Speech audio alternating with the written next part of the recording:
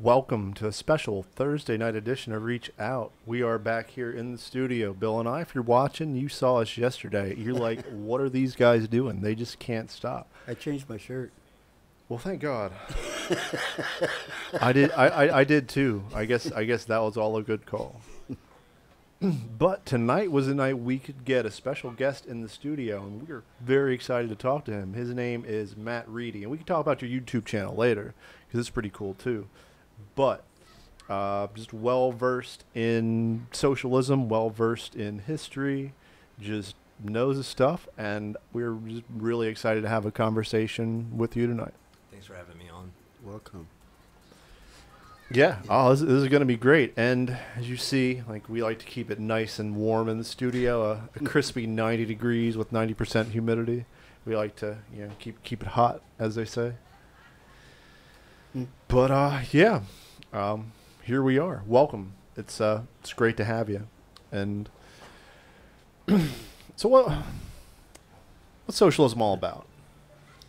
I think as far as I understand it, and so much has been written on it, and so many people have used the term for so many different in so many different ways for so many different reasons. But if you read the primary source, which is Marx, which is the Communist Manifesto, which is Das Kapital, what I take away from it is that socialism means workers own their own labor and communities are in control of their own lives.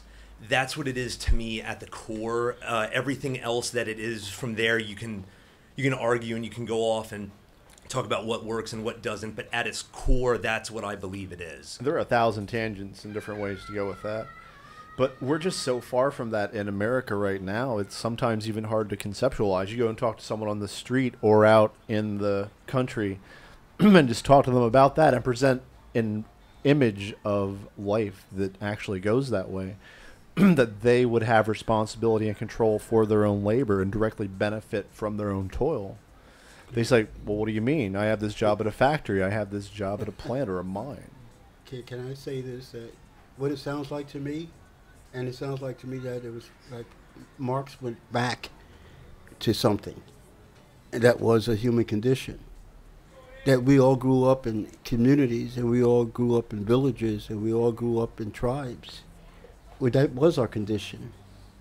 We shared the work. We shared the hunt. We shared what we got out of the hunt. We lived in a society where the purpose of the economics was to support the community, whether it was making the arrows or bringing home the deer or making the clothes from the skin.